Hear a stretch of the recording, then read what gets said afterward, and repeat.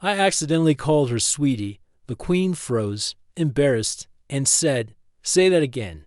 Marcus Chen stood at the entrance of the great crystal hall, his heart beating fast. The massive doors were made of some kind of blue stone that seemed to glow from inside. He had never seen anything like it on Earth. Today was the most important day of his life. He was about to become the first human ambassador to meet the Zephyrian Queen. The hall was huge. The ceiling went up so high that Marcus could barely see the top. Tall, thin creatures lined both sides of the walkway. These were the Zephyrians. Their skin looked like it was made of smooth glass, and they had long, graceful necks. Their eyes were large and bright, like colored jewels. Marcus had studied their culture for 2 years, but seeing them in person was still amazing. Each Zephyrian wore long robes in different shades of blue and silver. They stood perfectly still, like statues. No one made a sound. Marcus felt very small walking between them. His simple black suit looked plain compared to their beautiful clothes. At the far end of the hall sat the queen, even from a distance. Marcus could see that she was different from the others. She was taller, and her skin had a soft, pearl-like glow. Her throne was carved from a single piece of white crystal. Crown made of what looked like frozen starlight sat on her head. Marcus walked slowly down the long path. Each step echoed in the silent hall. He tried to remember everything. His teachers had told him about Zephyrian customs. Never look directly at the queen until she speaks to you. Bow exactly 3 times. Use only formal language. Never touch anything without permission. The Zephyrians had ruled a large part of the galaxy for over 1,000 years. Their empire included hundreds of worlds. They were known for being very smart and very proper. Everything they did followed strict rules. They believed that keeping distance from others showed strength and wisdom. As Marcus got closer to the throne, he could see Queen Valeth more clearly. She looked young, but he knew she was over 300 years old. Her face was beautiful but cold, like a perfect ice sculpture. Her large eyes were the color of deep blue water. She watched him approach without showing any emotion. Marcus reached the proper distance from the throne and stopped. He bowed once, twice, then a 3rd time. The queen nodded slightly. This meant he could speak. "Your Majesty," Marcus said in his most formal voice, "I'm Ambassador Marcus Chen of Earth. My people are honored to meet the great Zephyrian Empire." The queen's voice was like music when she replied, "Welcome, human. We have heard interesting things about your species. You are much smaller than we expected." Marcus smiled a little. "Yes, Your Majesty. Humans come in many different sizes, but we are generally smaller than Zephyrians." The formal meeting continued for several minutes. Marcus presented gifts from Earth, music, art, and books translated into the Zephyrian language. The queen accepted them with polite words but no real warmth. Everything was going exactly as planned. Then something went wrong. As Marcus was explaining about human culture, his translator device started making strange beeping sounds. The small metal box that hung around his neck was supposed to change his English words into Zephyrian language. Without it, no one would understand him. The device beeped louder, then made a crackling sound. Smoke started coming out of it. Marcus tried to press the buttons, but nothing worked. The translator was breaking. In his panic, Marcus pulled too hard on the chain. It broke, and the translator fell to the crystal floor with a loud crash. The sound echoed through the silent hall. Every Zephyrian stared at the broken pieces. Marcus felt his face turn red. This was a disaster. Without the translator, he could not continue the meeting. Worse, he had made noise and broken something in the sacred throne room. He knelt down quickly to pick up the pieces. But as he reached for the broken translator, he saw elegant blue fingers picking up the largest piece. Queen Valeth had stepped down from her throne. She was kneeling beside him, helping him collect the broken parts. Marcus was shocked. Queens did not kneel. Queens did not help with broken things. This was not supposed to happen. "Thank you, Marcus," said automatically, taking the piece from her hand. But he forgot where he was. He forgot about formal language and proper behavior.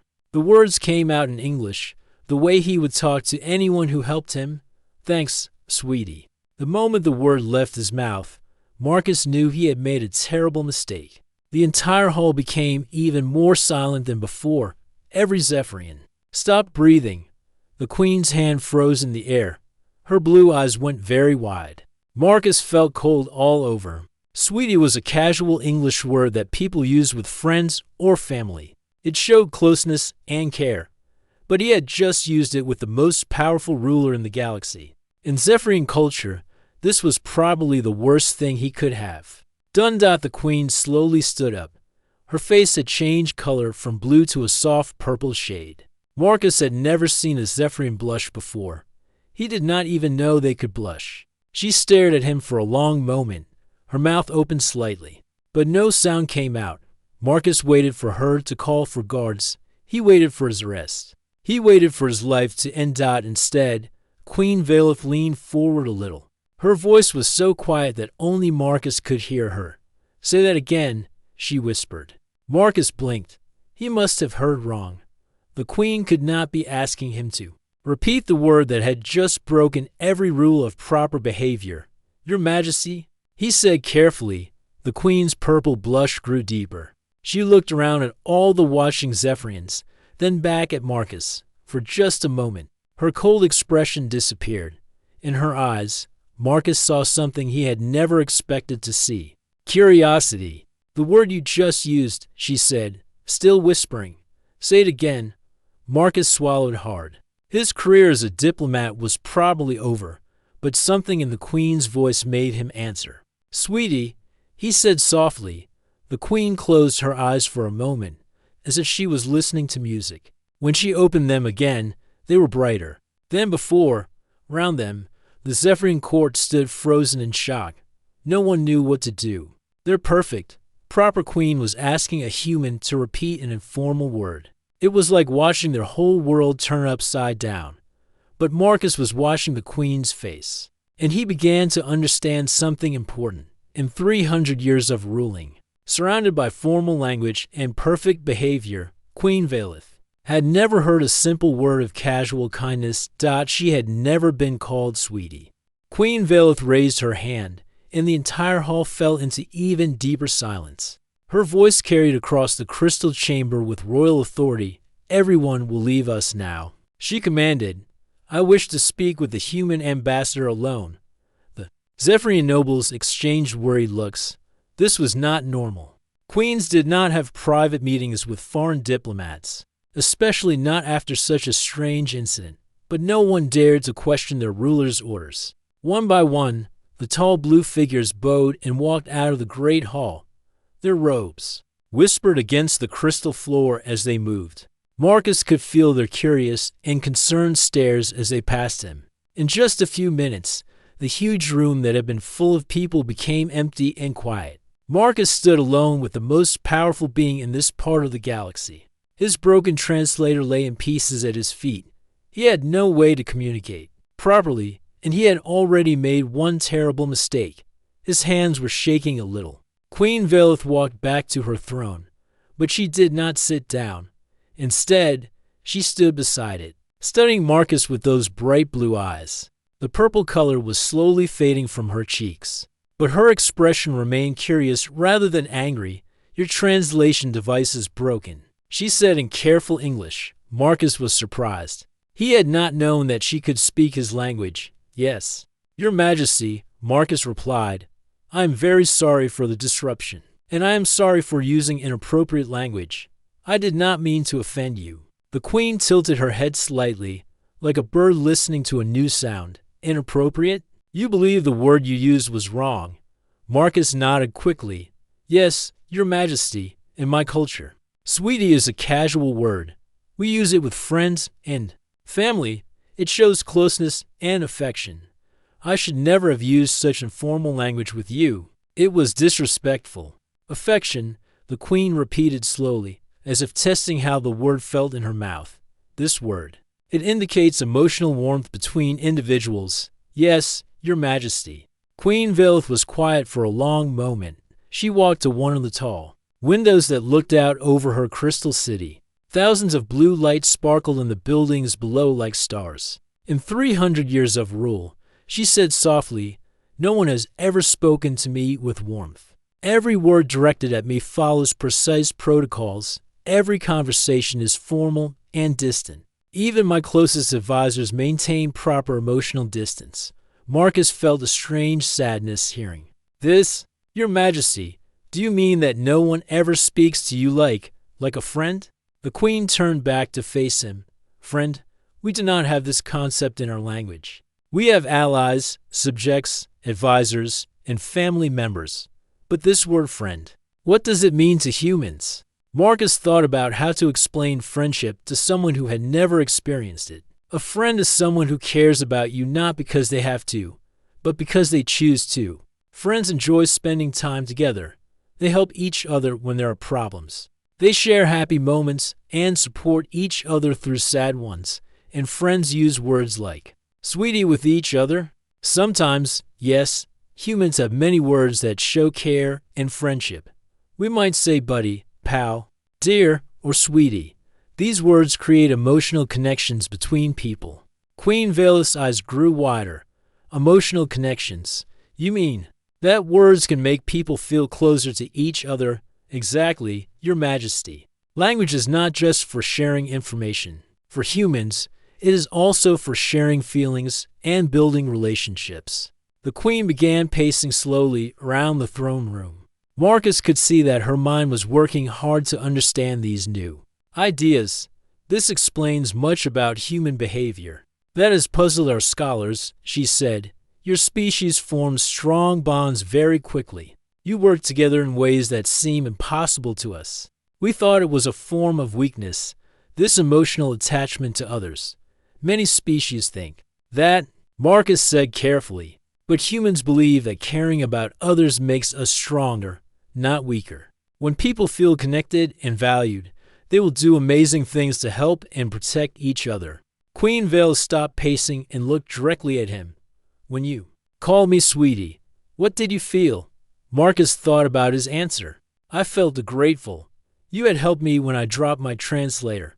In that moment, you were not a queen and I was not a diplomat. You were just someone being kind to another person who needed help. So I responded the way I would to any kind person. You saw me as an individual person, not as a royal position.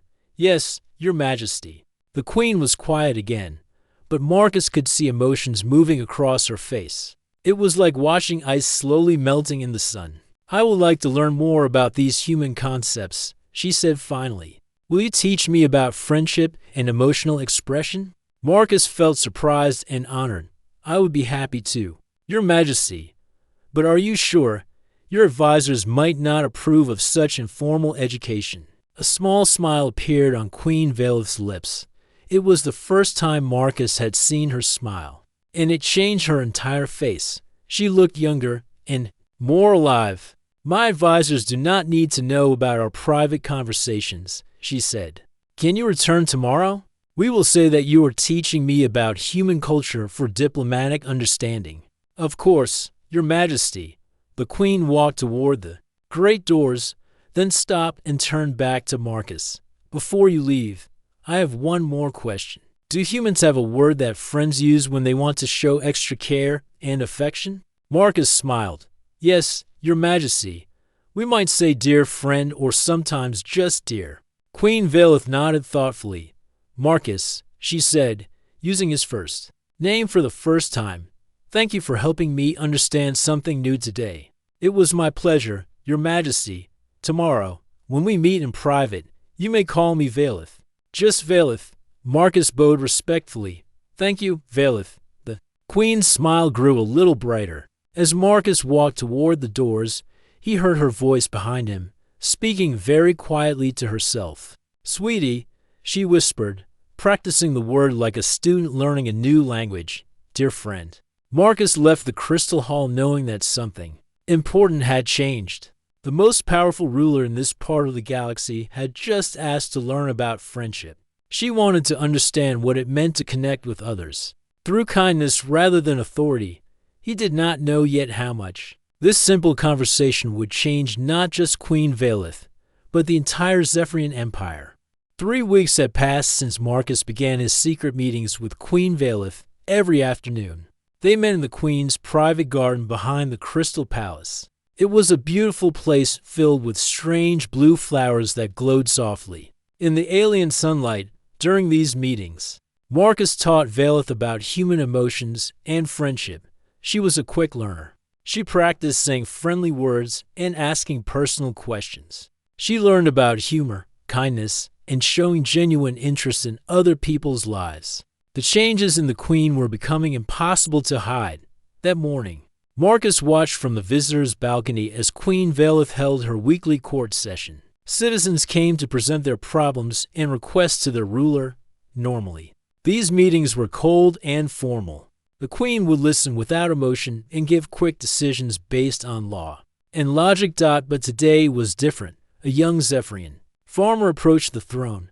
His blue skin looked pale and tired. He knelt before the Queen as required by tradition. "Your Majesty," the farmer said in a shaking voice, "my family's water source is dried up. Without water, our crops are dying.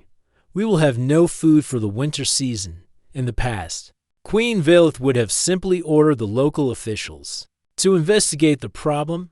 Her response would have been brief and emotionless. Instead, the Queen leaned forward in her throne. Her voice was gentle when she spoke. "This must be very frightening for you and your family," she said. "Tell me more about your situation. How many people depend on your farm?" The farmer looked surprised. Queens did not usually ask for personal details. 12 people, Your Majesty. My parents, my mate, our children, and my brother's family." "And how long has your family worked this land?" "For over a century, Your Majesty. It belonged to my grandfather before me." Queen Valith nodded thoughtfully. "You have invested your life in feeding others. This is important work." She turned to her advisors. "I want engineers sent to the farm immediately. Find a new water source and make sure the family has emergency supplies while the work is being done." The farmer's eyes filled with tears of relief. "Thank you, Your Majesty. Your kindness means everything to us." "Take care of yourself and your family," the Queen replied with a warm smile. "Your community needs you." The farmer left looking amazed and grateful. But Marcus noticed the worried expressions on the faces of the High Council members. They whispered among themselves, clearly disturbed by the Queen's unusual behavior. Similar scenes happened throughout the morning. When an elderly Zephyrian complained about feeling lonely, the Queen did not dismiss her complaint as unimportant. Instead, she ordered the creation of community gathering spaces where older citizens could meet and socialize. When a young mother worried about her child's education, the Queen asked detailed questions about the child's interests and talents. She promised to personally review the education system to make it better for all children. Each time the Queen showed personal interest and genuine care, Marcus saw the citizens respond with surprised joy. They had never experienced a ruler who treated them as individuals rather than just subjects. But the High Council grew more unhappy with each interaction. After the court session ended, Marcus met with Queen Valith in the garden as usual. She seemed excited and happy. "Did you see how the people responded?" she asked, her eyes bright with enthusiasm. "When I showed that I truly cared about their problems, they looked so relieved and grateful. I never realized that my subjects had been feeling unheard and ignored. You are learning to lead with both your head and your heart," Marcus said proudly. "This is what we call compassionate leadership." Valith smiled, but then her expression became more serious. "Marcus, I need to tell you something important. My High Council has been asking questions about our meetings. They think you are using some kind of mind control to change my behavior." Marcus felt worried.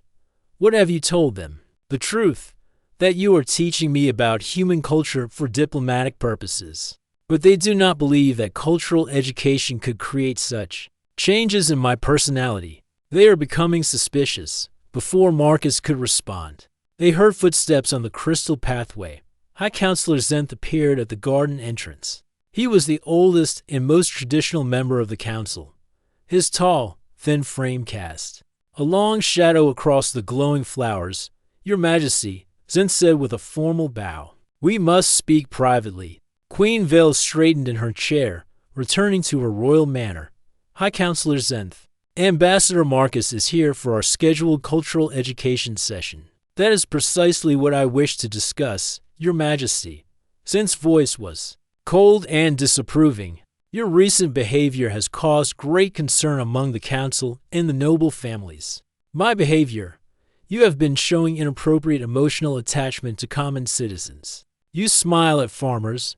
You express sympathy for personal problems. You make promises based on feelings rather than logical policy.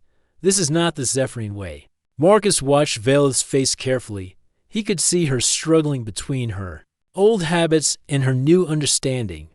The people seem happier, she said quietly. They feel heard and valued. Happiness is not the goal of effective government. Zenth replied sharply. Order, stability, and proper hierarchy maintain our empires. Strength. These human ideas of emotional connection are weakening your authority. But the citizens are more loyal now, Veleth protested. They work harder because they feel appreciated. They work harder because they are confused by your strange behavior. This cannot continue. Zenth looked directly at Marcus with obvious dislike. The human ambassador has corrupted your judgment with alien concepts that have no place in our society. Marcus started to speak, but Veleth raised her hand to stop him. High Counselor Zenth, she said, her voice becoming stronger. I am still your queen. My methods of ruling are my choice to make. Not when those methods threaten the stability of our empire, Zenth replied. The High Council has voted. We believe you are no longer fit to rule while under human influence. We are prepared to take action to protect our people from this dangerous experiment. The garden fell silent except for the soft humming of the glowing flowers. Marcus felt his heart racing. This sounded like the beginning of a coup. Queen Veleth stood up slowly. For a moment, she looked like the cold, distant ruler she had been before. But then Marcus saw something new in her eyes. Not just royal authority, but genuine care for her people. High Counselor, she said calmly, you may leave my garden now. I will consider your concerns. After Zenth left, Veleth turned to Marcus with worry in her voice. What have I started? She whispered. I wanted to be a better queen, but now I may lose my throne. Marcus took her hand gently. You have started something beautiful, Veleth. You have shown your people what it feels like to be truly cared for by their leader. That is not something they will easily give up. Neither of them knew that outside the garden walls, ordinary Zephyrian citizens had been listening to every word. Marcus woke up in a cold, dark cell. His head hurt badly, and he could not remember how he had gotten there. The walls were made of the same blue crystal as the palace, but these stones were dull and gray instead of bright and glowing dots. Slowly, the memories came back to him. 3 days ago, palace guards had arrested him during his morning walk. They claimed he was a threat to the empire's security. High Counselor Zenth had taken control of the government while Queen Veleth was under house arrest in her private chambers. The coup had happened exactly as Zenth had threatened. Marcus sat up carefully on the hard stone floor. Through the small window in his cell door, he could see other prisoners in the long hallway. Most of them were Zephyrians who had spoken in support of the Queen's new way of ruling. Human, whispered a voice from the cell next to his. Are you awake? Marcus moved closer to the wall. Yes, who are you? My name is Kira. I am the farmer who spoke to the Queen about my water problem. I was arrested yesterday for saying that our Queen had become a better ruler. I am sorry you are here because of me, Marcus said sadly. My teachings to the Queen caused all this trouble. No, Kira replied firmly. You showed our Queen how to care about her people. That is not wrong. That is beautiful. Over the next few hours, Marcus listened to the stories of other prisoners. There was Gemma, an elderly teacher who had praised the Queen's new education ideas. There was Tomas, a young craftsman who had told his friends that the Queen finally understood what common people needed. All of them had been arrested for supporting their Queen's transformation from a cold ruler to a caring leader. But as Marcus listened, he realized something important. These people were not broken or defeated. They were angry and determined. They had experienced something wonderful, a ruler who truly cared about them, and they did not want to lose it. Listen to me, everyone. Marcus called out to the other prisoners. I want to tell you something about humans and how we handle situations like this. The hallway became quiet as the Zephyrians listened. On my planet, when good leaders are removed by people who want to keep the old ways, citizens sometimes come together to demand change. We call this peaceful resistance. What does that mean? Asked Kira. It means that ordinary people can work together to show their leaders what they really want, not with violence or fighting, but with unity and determination. Marcus began teaching the prisoners about peaceful protest methods that humans had used throughout their history. He explained sit-ins, where people would gather in important places and refuse to leave until their demands were met. He taught them about solidarity chants, simple phrases that groups could say together to show their unity. The most important thing, Marcus explained, is that you must show the High Council that you are not just a few troublemakers. You must prove that most citizens want their caring queen back. But how can we organize from prison? Asked Tomas. Marcus smiled. That is where human creativity comes in. We need to get messages to people outside these walls. Over the following days, Marcus taught the prisoners a system of communication that humans had used during their own struggle. East for freedom. They learned to tap coded messages on the prison walls that could be heard by citizens who brought food to the guards. They created simple symbols that could be drawn quickly and passed secretly from person to person. The message was always the same: bring back our sweetie queen. The phrase spread like wildfire through the Crystal City. Citizens began using it as a greeting, a password, and a sign of resistance. The High Council tried to stop it, but the words were too simple and too popular to control. Within a week, something amazing began to happen. Marcus watched through his small window as crowds of Zephyrians gathered in the main square outside the palace. They came quietly at first, just a few dozen people standing together. But each day, more citizens joined them. They did not shout or cause trouble. They simply stood there, holding hands and repeating the phrase that had become their rallying cry, our sweetie queen, our sweetie queen. The guards tried to make them leave. But as soon as one group was moved away, another group appeared. The citizens had learned the human art of persistent, peaceful resistance. On the 5th day of protests, Marcus heard a commotion in the prison hallway. Guards were running back and forth, talking in worried voices. Through his window, he could see that the crowd in the square had grown enormous. Thousands of Zephyrians now filled the space, and they were no longer silent. They were singing. Marcus had taught them simple songs that humans use to build courage and unity. During difficult times, the melodies were easy to learn, and the words were about hope, friendship, and caring for one another.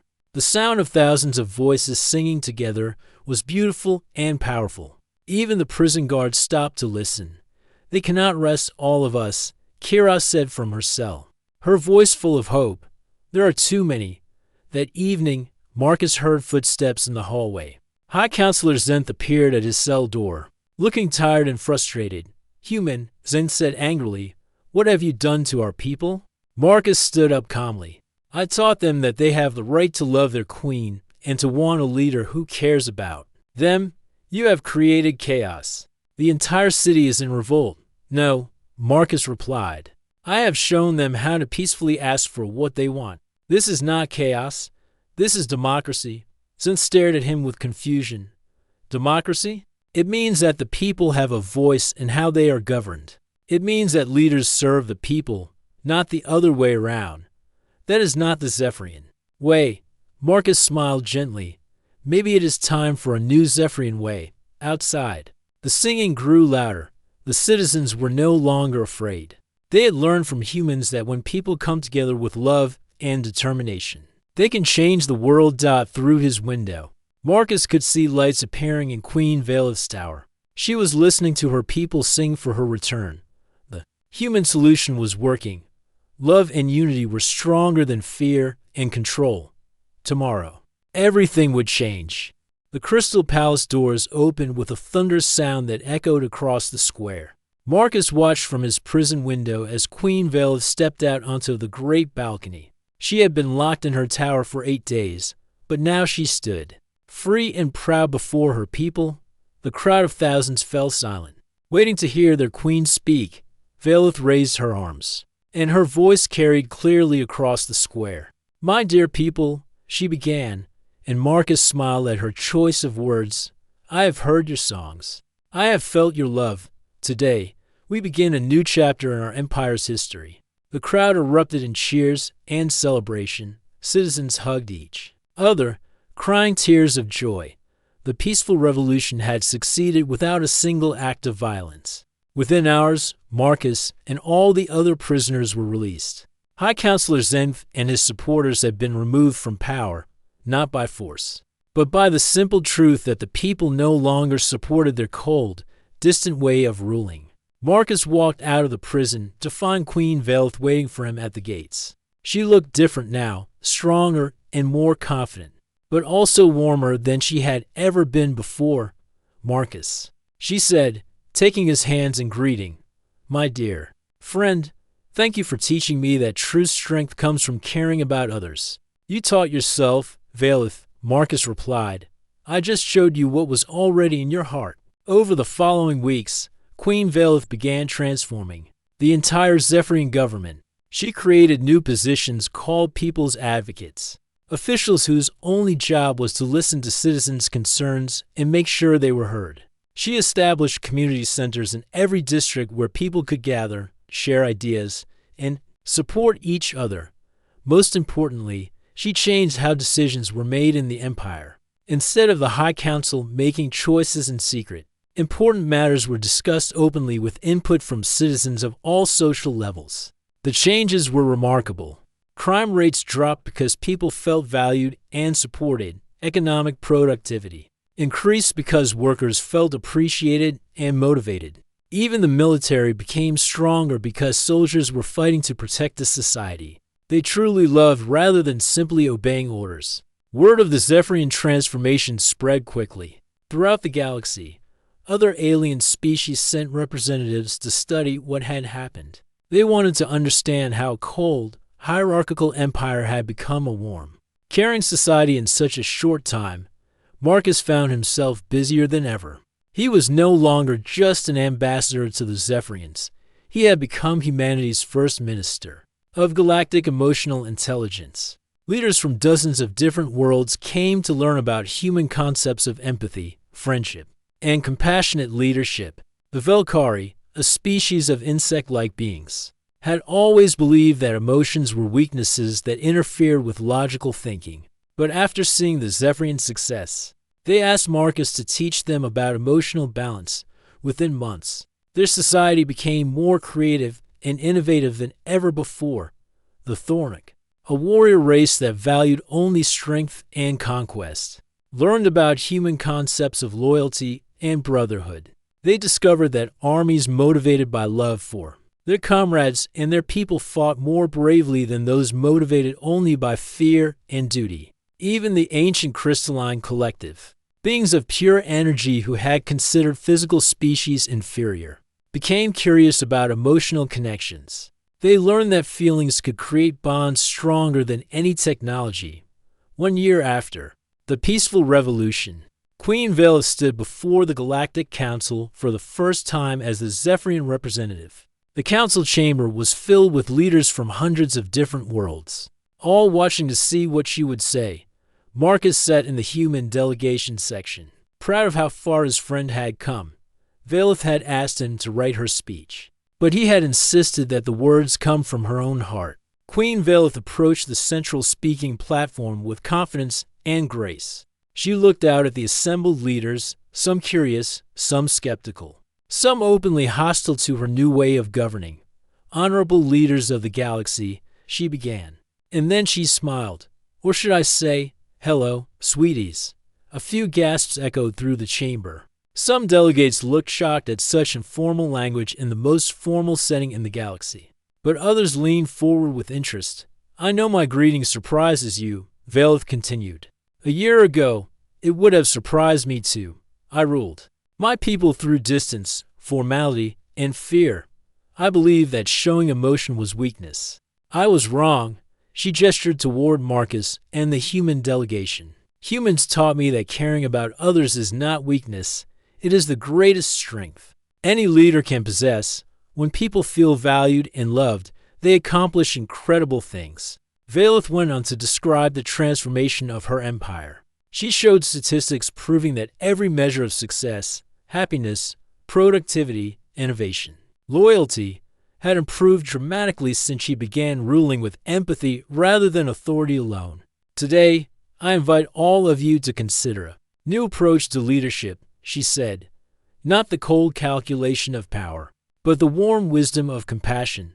Not the distance of superiority, but the closeness of genuine care. When she finished speaking, the chamber was quiet for a long moment. Then, slowly, delegates began to applaud. The sound grew louder and louder until the entire Galactic Council was giving Queen Valeth a standing ovation. After the session, dozens of leaders approached her with questions about emotional governance. They wanted to learn how to create the same positive changes in their own societies.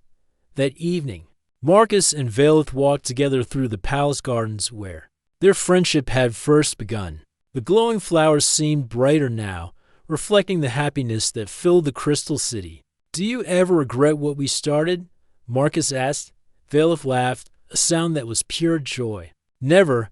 My people are happier than they have ever been.